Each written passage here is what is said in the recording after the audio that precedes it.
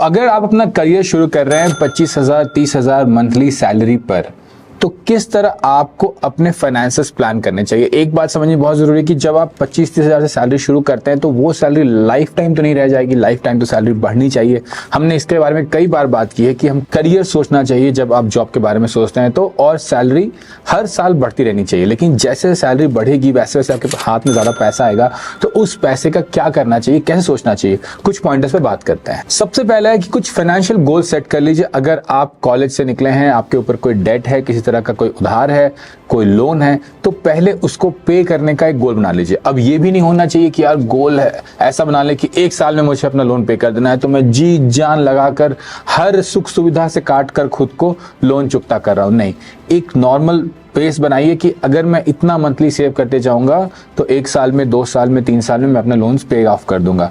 मेरे साथ भी ऐसा ही था। जब मैं कॉलेज से निकला था मणिपाल से, मेरे ऊपर काफी बड़ा लोन था, 10 लाख का लोन था। तो मैंने कई साल लगा के उसको 3-4 साल में, मेरे दोस्तों के साथ भी सेम ही था, तो सबने अपने ऐसा गोल बनाया कि यार 3-4-5 साल में हम उस लोन को आराम से चुकता कर देंगे। उसके लिए बहुत परेशान होने की जरूरत नहीं है और अपना लाइफ स्टाइल भी बहुत खराब करके, बहुत तोड़ मरोड़ के जीने की जरूरत नहीं है, क्योंकि अभी अभी आपने कमाना शुरू किया है। तो ऐसा भी नहीं करो कि यार बस सेव करने के लिए कमाओ, ऐसा भी नहीं होना चाहिए। दूसरी जो बहुत इंपॉर्टेंट चीज होती है, जो बहुत लोग नजरअंदाज कर देते हैं, वो है इमरजेंसी फंड बिल्ड करना, यानी कि रेनी डे सेविंग्स कहते हैं इसको। इसका क्या मतलब होता है कि देखिए, आज जो आपके हाथ में जॉब है, कल को रहे ना रहे, कुछ और भी हो सकता है, तो आपके हाथ में इतना कैश हमेशा होना चाहिए कि आपके 3 से 6 महीने का खर्चा उससे चल जाए। उतना कैश, उस कैश को आपको ऐसा रखना चाहिए कि वो आपके पास लिक्विड रहे। तो अगर आप मान लीजिए उसको लोन में डाल देते हो तो वो लोन से वापस तो निकाल नहीं सकते हो। अगर आप उसको कहीं ऐसी जगह इन्वेस्ट कर देते हो जहां पे 5 साल का लॉक इन पीरियड है, 10 साल का लॉक इन पीरियड है, या आप उससे घर खरीद लेते हो, तो फिर आपको मुसीबत के समय में घर तो तुरंत नहीं बिकेगा, तो आप क्या करोगे। तो ऐसे सिचुएशंस के लिए जरूरी है कि एक 3 से 6 महीने का रेनी डे फंड रख ले। इससे ना बड़ी मानसिक शांति होती है। इससे सबसे बड़ी बात ये होती है कि भैया अब मुझे ये टेंशन नहीं है कि अगर मेरा जॉब बहुत खराब लगेगा, मुझे मजा नहीं आ रहा है, मुझे लग रहा है कि यार बहुत परेशानी हो रही है, मैं सीख नहीं रहा हूं, तो मैं शांति से अपना जॉब छोड़ के नमस्ते प्रणाम करके दूसरी जॉब में जा सकता हूं। और उसके लिए अगर मुझे 2, 3, 4, 6 महीने की प्रिपरेशन की जरूरत पड़ेगी तो मेरे पास उतने फंड्स हैं, तो मुझे कोई टेंशन नहीं है। तीसरी चीज है कि अपने CTC को अच्छे से समझे। तो जब हम बात करते हैं CTC की, तो अधिकतर लोग मजाक उड़ाते हैं कि नहीं, हम तो बस टेक होम सैलरी जानना चाहते हैं कि टेक होम क्या है और मेरे हाथ में कितना आएगा टैक्स कट कुटा के।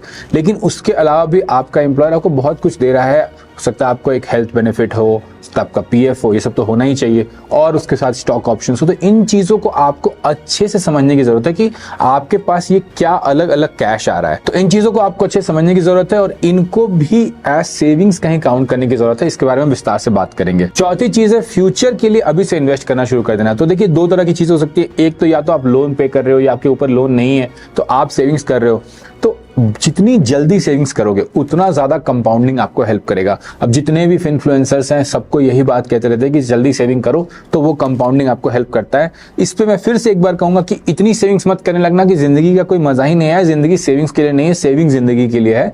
लेकिन हाँ, इसका ये दूसरा मतलब भी नहीं है कि आप योलो और ZNMD करने लगो और कहो कि भैया जो पैसे आ रहे सब उड़ा दूंगे, कुछ सेविंग्स नहीं करेंगे, क्योंकि वो चीज आपको 30s में 40s में परेशान कर सकती है। तो इसलिए थोड़ी सेविंग्स की हैबिट शुरू से ही डाल लेनी चाहिए और इन्वेस्ट करने लगना चाहिए। 5वीं चीज है कि आप लोन या डेट को समझे। तो मैं तो देखा हूं, खुद भी अपने दोस्तों के साथ भी देखा था, अब तो खैर समझदार हो गए हैं सब लोग, लेकिन स्टार्टिंग में सबको क्रेडिट कार्ड मिलता है और लगता है यार क्रेडिट कार्ड तो बहुत सही है भाई, इसका तो मतलब जितना मजा लिया जाए उतना कम है। और क्रेडिट कार्ड वाले आपको फ्री में क्यों इतने पॉइंट्स देते हैं और ये सब देते हैं, इसीलिए ताकि आप बिना मतलब का खर्चा करो, उसको पे नहीं कर पाओ और फिर उस पर इतना सारा इंटरेस्ट भरो। और क्रेडिट कार्ड का इंटरेस्ट सबसे ज्यादा हाई इंटरेस्ट होता है। देखो, क्रेडिट कार्ड का इंटरेस्ट रेट 44% पर एनम तक चला जाता है। 2-2.5% महीने से लेके 50% पर एनम तक चला जाता है। तो सोचो कि अगर आपने उस पर कोई खर्चा किया तो कितना ज्यादा, 4x 5x पे कर रहे हो आप किसी भी और चीज से। तो अगर आप सेविंग्स कर रहे हो तो आपके सेविंग्स में मे भी 10%, मे भी 12%, बहुत अच्छे केस में 15% मिल रहा होगा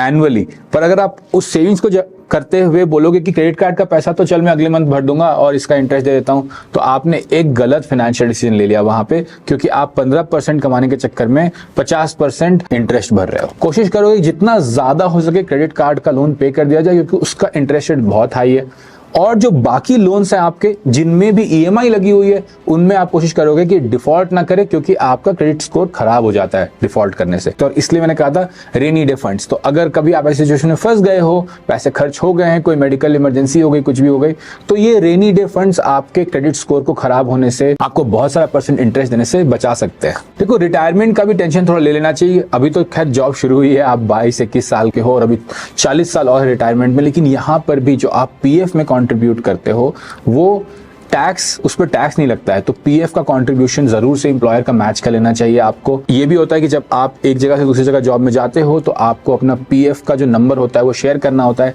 ताकि आपका एक ही पीएफ अकाउंट रहे। तो छोटी छोटी चीजें, बहुत छोटी चीजें हैं। आमतौर पर आपके पहले जॉब में आपका एम्प्लॉयर इस चीज का टेंशन ले लेता है, वो ऑलरेडी पीएफ को मैच करता है, लेकिन आपको भी ये समझना चाहिए कि आखिर पीएफ यानी प्रोविडेंट फंड आपके रिटायरमेंट के लिए कितना जरूरी है। क्योंकि अभी तो ये बहुत छोटा अमाउंट दिखता है, अभी तो आपके पे स्लिप पे ये बहुत छोटा अमाउंट दिखेगा। अगर 25,000 सैलरी है तो 1,000-1,500 रुपए दिखेगा, लेकिन जैसे जैसे सैलरी बढ़ती जाएगी वैसे वैसे पीएफ का कंट्रीब्यूशन बढ़ता जाएगा, और जैसे जैसे पीएफ का कंट्रीब्यूशन बढ़ता जाएगा ओवर टाइम वो कंपाउंडिंग, क्योंकि ये 40 साल की कंपाउंडिंग है, बहुत अच्छा पैसा हो जाता है आपके रिटायरमेंट के टाइम पे। तो आपको इस चीज को थोड़ा समझ तो लेना ही चाहिए और अप्रिशिएट करना चाहिए। इसमें से किस टॉपिक पे तुम्हें एक डिटेल्ड वीडियो चाहिए मुझे कमेंट में बताते जाना, और फिर से एक बार कह रहा हूं सब्सक्राइब करना मत भूलना। सातवीं चीज जो बहुत इंपॉर्टेंट है वो है अपना क्रेडिट रिपोर्ट रिव्यू करते रहना। स्पेशली अगर आप क्रेडिट कार्ड लिए रखे हो तो कभी कभी कुछ हिडन चार्जेस होते हैं, कोई चीज होती है, तो आपको ये ध्यान रखना चाहिए कि आपका सिबिल स्कोर अच्छा है। अब लोग भैया सिबिल स्कोर, यार भैया अभी से इतनी चीजों के लिए परेशान हो जाए क्या? होना पड़ता है यार। देखो अभी नहीं है, फाइनेंशियल गोल्स की बात है ना। आज से अभी जो तुम जॉब में जा रहे हो, इसके 5 साल बाद में भी तुम एक कार खरीदने जाओगे, मे भी 8 साल बाद तुम एक घर खरीदने जाओगे, और इन चीजों के लिए शायद तुम लोन लेना चाहो। सबके पापा के पास तो बहुत पैसा होता नहीं है, हम लोगों के पास तो नहीं है। तो फिर आपको जब लोन लेना होगा तो ये सिबिल स्कोर आपका, ये क्रेडिट स्कोर आपका बहुत ज्यादा इंपॉर्टेंट हो जाता है। लेकिन आपको ध्यान भी नहीं होगा कहाँ पे आपने कहीं गलती कर दी, कहीं कोई छोटा सा ईएमआई लिया और उसको भरना भूल गए, ऐसा कुछ किया आपने और उसके कारण आपका सिबिल स्कोर इंपैक्टेड है। तो इसलिए अगर आप थोड़ी रेगुलरली स्कोर को चेक करते रहोगे तो अगर क्रेडिट रिपोर्ट कहीं खराब भी हुआ है तो आपको टाइम मिलेगा उस रिपोर्ट को हील करने के लिए। आठवीं चीज है कि एक फ्यूचर थोड़ा प्लान कर लो। देखो मैं ऐसा नहीं कहता कि सब कुछ तुम्हारे प्लान के हिसाब से होगा, लेकिन प्लान होने से थोड़ा आइडिया तो रहता ही है। अभी जैसे मैं कह रहा था, पहले शायद आप अपना एजुकेशनल लोन पे करना चाहोगे, या मम्मी पापा का कोई कर्जा है तो उसको खत्म करना चाहोगे, क्योंकि अधिकतर मिडिल क्लास फैमिली बच्चे को पढ़ाते हैं तो कर्ज तो हो ही जाता है। तो उस कर्ज को पहले आप 2-3 साल में खत्म करना चाहोगे। आपको अपने गोल्स को इस तरह से करना चाहिए, 3 साल में लोन खत्म, 6 साल में शादी, उसमें यहाँ पर मुझे इतना खर्चा चाहिए, उसके 2 साल बाद या 3 साल बाद मैं फैमिली शुरू करूंगा, उसके लिए इतने खर्चे चाहिए, उसमें मुझे एक एसेट लेना होगा कार, उसके 2 साल 3 साल बाद यानी कि 12 साल में मैं अपना घर बुक करने जाऊंगा। अभी के रेट के हिसाब से घर बुक करने के लिए मुझे इतना डाउन पेमेंट यानी इतना कैश चाहिए, क्योंकि बैंक अगर लोन दे भी दे तो आपको 20% डाउन पेमेंट तो करना ही पड़ता। तो अगर आप 1 करोड़ का घर खरीद रहे हो तो 20 लाख कैश आपको चाहिए, और 12 साल बाद वो कैश और भी ज्यादा हो जाएगा। तो इन चीजों को आपको प्लान करना होगा, और ओवरवेल्म मत हो जाना अब ये सोच के कि अरे यार 25,000 की सैलरी में कैसे करेंगे सब कुछ। ये भी हम बात करेंगे अपनी लंबी लकीर सीरीज में कि 25,000 की सैलरी आपकी रहती नहीं है, सैलरीज बढ़ती जाती हैं और इन चीजों का ध्यान होता जाता है। लेकिन एक गोल सेट कर लेने का फायदा ये होता है कि आपको पता है कि लॉन्ग टर्म में मुझे ये गेम कैसे खेलना है, तो मैं उसके हिसाब से प्रिपेयर्ड होकर मैदान में उतरूंगा। एक और चीज जो आप कर सकते हो कि आप मल्टीपल इनकम स्ट्रीम्स बना सकते हो। देखो इसमें भी कोई तुक्का नहीं लगता, इसके लिए भी प्लानिंग चाहिए। लेकिन अगर आप थोड़े से सीनियर हो जाते हो तो आप फ्रीलांसिंग कर सकते हो, कंसल्टेंसी कर सकते हो, और इसमें एक अच्छा खासा पैसा आपको आने लगता है। जरूरी नहीं कि हर कोई कंटेंट क्रिएटर ही बन जाए, मेरे को कंपटीशन दे। ये भी कर सकते हैं कि आपको जो स्किल आता है आप वीकेंड्स पे उसके बारे में थोड़ा काम कर लें और अच्छे खासे पैसे बन जाते हैं। मैंने काफी सारी फ्रीलांसिंग की है और काफी सारे पैसे बने हैं, क्योंकि एक समय स्ट्रेस आ गया था लाइफ में कि यार घर लिया था और उसका डाउन पेमेंट किया था किसी से लोन लेके, तो वो कैश तुरंत से तुरंत चुकाना था। मैंने कहा चलो कोई नहीं, 3-4 महीने फ्रीलांसिंग की, उतना कैश बन गया, चुका दिया। तो कर सकते हैं ऐसे, जबरदस्ती का स्ट्रेस लेने की भी जरूरत नहीं है। लेकिन एक और इनकम स्ट्रीम होने के 2 फायदे होते हैं। एक तो ये होता है कि आपको थोड़ा स्ट्रेस कम हो जाता है कि यार क्या पता कल ये जॉब रहे ना रहे, क्या होगा। और दूसरी चीज ये होती है कि आपका ना एक और स्किल डेवलप हो जाता है। जैसे जब हम इंजीनियर होते हैं तो हम बस सोचते हैं कि अरे बस हम कोडिंग कर लें हमारा काम हो जाए, लेकिन जब आप फ्रीलांसर होते हैं तो आपको कैसे क्लाइंट से बात करनी है, कैसे पिच करना है, कैसे प्रोजेक्ट डिलीवर करना है, ये सब चीजें भी आप सीख जाते हो। तो एक तरह की लर्निंग भी होती है जिसके लिए आपको पैसे मिलते हैं। तो फ्रीलांसिंग करने में भी कोई दिक्कत नहीं है एक और इनकम स्ट्रीम बनाने में। फाइनेंशियल वेल बीइंग का ख्याल रखना जरूरी है। देखिए फाइनेंशियल वेल बीइंग कैसे खराब होता है, जैसे कि आपको कोई इमरजेंसी आ गई। इमरजेंसी किस तरह की होती है? Health emergency. अब आप बीमार पड़ गए, शरीर घर में कोई और बीमार पड़ गया, तो इस तरह की चीज़ें होती हैं। तो इसके लिए बहुत ज़्यादा ज़रूरी है कि आप अपना हेल्थ इंश्योरेंस ले लें। आमतौर पर कंपनीज हेल्थ इंश्योरेंस देती हैं और ठीक ठाक लिमिट होता है, लेकिन ज़रूरी नहीं है कि वो लिमिट आपके लिए अच्छा हो। अगर आपके घर में लोग थोड़े बीमार हैं या आपको लगता है कि यार मम्मी की हेल्थ अच्छी नहीं रहती, पापा की हेल्थ अच्छी नहीं रहती, तो मान लीजिए आपका जो हेल्थ इंश्योरेंस प्लान है उस पर 3 लाख की लिमिट। अब ये जो 3 लाख की लिमिट होती है ये सब में शेयर होती है, चारों में। तो आप ऐसा कर सकते हो कि आप उस पर एक टॉपअप ले सकते हो, आप अलग से एक हेल्थ इंश्योरेंस प्लान भी ले सकते हो। पर इस चीज पर भी सोचना, जिस तरह हमने इतनी बात की, इसी तरह आपको भी इस पर काफी सारा सोचने की बहुत जरूरत है कि आपको किस तरह का हेल्थ इंश्योरेंस प्लान लेना है। क्योंकि अगर आप ये नहीं करोगे तो पैसा रखते हुए आप किसी को मरने तो दोगे नहीं।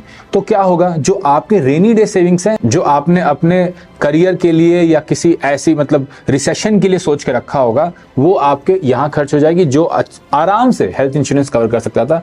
तो ये एक फाइनेंशियल एडवाइस बहुत ज्यादा गांठ बांध के रखिए कि विदाउट हेल्थ इंश्योरेंस तो कभी मत रहिए, और अपने परिवार वालों को भी मत रखिए। ऐसा नहीं है कि अगर आप कवर्ड हैं और आपके पापा नहीं कवर्ड हैं, आपकी बहन नहीं कवर्ड है, आपके भाई नहीं कवर्ड है, तो आपके ऊपर वो फाइनेंशियल बर्डन नहीं आएगा। अगर आप अच्छे इंसान हैं, जैसा कि हम सब हैं, तो आएगा ही आएगा। नेक्स्ट वाला मेरा फेवरेट है कि देखो यार, सेविंग्स और इन्वेस्टमेंट्स की बात हम तब से कर रहे हैं, पर इसका कतई ये मतलब नहीं है कि अब तुम सुबह शाम स्टॉक मार्केट खेलने लगो। ये जो चीजें हैं इनको ऑटोमेट कर लेना बहुत जरूरी है कि मंथ के स्टार्टिंग में मेरा ये सेविंग्स कट जाए, मेरे ये पैसे वहां चले जाए, जहां लोन पे जाना है वहां चले जाए, जहां क्रेडिट कार्ड पे जाना है वहां चले जाए। तो जब मैं सुबह उठूं तो मुझे ये सब टेंशन ना हो, ये परेशानियां ना हो कि मेरा फंड कैसा कर रहा है। वो ऑटोमेटिक है, वो आपकी जिंदगी का बहुत छोटा परसेंट है। आपको इस बात पे ध्यान देना है कि आपकी सैलरी बढ़े, आपका करियर बढ़े, ना कि भैया 15% बढ़ रहा है, 16% बढ़ रहा है, 10% कमा रहे हैं, 20% कमा रहे हैं। इन छोटे अमाउंट्स पे, छोटे छोटे परसेंटेजेस पे आपकी लाइफ नहीं फंसी रहनी चाहिए। ये सबसे इंपॉर्टेंट फाइनेंशियल एडवाइस है आज के दिन की, कि आप अपना समय और अपना पैसा दोनों एक जगह ना खर्चा करें। अपना समय अपने को बढ़ाने पे खर्चा करें और अपना पैसा सेविंग्स में जो अच्छे प्लान है उस पे खर्चा करें कि भाई ये नॉर्मली बढ़ जाएगा, नॉमिनली बढ़ जाएगा, बहुत अच्छी बात है, बाकी सब मैं खींच लूंगा। आखिरी चीज है जो बहुत इंपॉर्टेंट है कि आपके पास एक बोनस का चेक आया या आपके पास आया कि भैया आपकी सैलरी बढ़ रही है, तो आप सबसे पहले क्या करोगे? आप जाओगे फ्लिपकार्ट पे, आप बोलोगे आईफोन, आप बोलोगे यार बहुत दिन से ये जॉर्डन के जूते देख रहा था, ये कर रहा था, ये सोच रहा था, ये करूंगा, और सारे के सारे पैसे आपने क्या किए, खर्चे कर दिए। और उसके बाद आपका मन तभी भी नहीं भरा। अगर आपकी सैलरी बढ़ी है तो आप क्या करोगे? आप बोलोगे यार अब तो मुझे 1 BHK में काम नहीं चलता, कपड़े रखने के लिए एक अलग रूम चाहिए, क्योंकि इसी रूम में कपड़ा रहता है तो सरियाना मुश्किल हो जाता है, 2 BHK लेंगे, है ना, क्योंकि भाई पैसा बढ़ गया है, क्या करेंगे, और 4 जूते खरीदेंगे। जो जिंदगी आपकी अच्छी सी चल रही थी प्रीवियस सैलरी में, उसमें आप जबरदस्ती अपने खर्चे बढ़ा लोगे। इसी को आप कहते हो लाइफस्टाइल इन्फ्लेशन, कि यार मैंने बड़े दिन मन मार के काम किया, अब मैं अपने पैसे पूरे खर्च करना चाहता हूं। इससे क्या फायदा हुआ?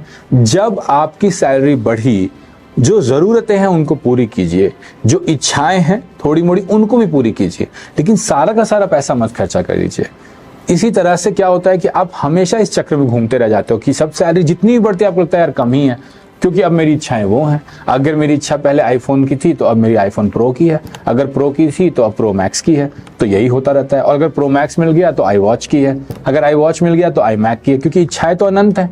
तो इन इच्छाओं को थोड़ा सा कंट्रोल करना जरूरी है और ध्यान रखना जरूरी है कि अगर मेरी सैलरी बढ़ेगी तो मैं अपने फाइनेंशियल गोल्स के तरफ उनको डाइवर्ट करूंगा। और इसलिए मैंने कहा था शुरुआत में कि 3 साल, 6 साल, 9 साल, 12 साल, इन सालों के फाइनेंशियल गोल्स होने चाहिए और एक फाइनेंशियल प्लानिंग होनी चाहिए, क्योंकि सैलरी तो बढ़ेगी ही। आप मेहनती इंसान हो, आप हमारा वीडियो देखते हो, हमारे आशीर्वाद से आपका सैलरी बढ़ना ही बढ़ना है। सब्सक्राइब करना मत भूलना। तो सैलरी तो बढ़ेगी ही, लेकिन अगर सैलरी बढ़ रही है तो उस पैसे को अपने ऊपर डाइवर्ट ना करके फ्यूचर तने प्रताप पे डाइवर्ट करना बहुत जरूरी है। देखो, हर इस टॉपिक पर हम लोग काफी सारी बातें कर सकते हैं और बातें करेंगे। तो अगर तुम्हें पसंद आया है तो जरूर से एक प्यारा कमेंट डालते जाना, लाइक करते जाना, दोस्तों के साथ शेयर करो, क्योंकि अगर दोस्त भी सेम मानसिकता के हो जाएंगे ना, अंड संड खर्चा नहीं करेंगे, हर दिन दुबई थाईलैंड का ट्रिप नहीं बनाएंगे, तो आपके लिए भी अच्छा होगा। तो शेयर करना और सब्सक्राइब जरूर करना। नए वीडियोज आएंगे तो कैसे पता चलेगा।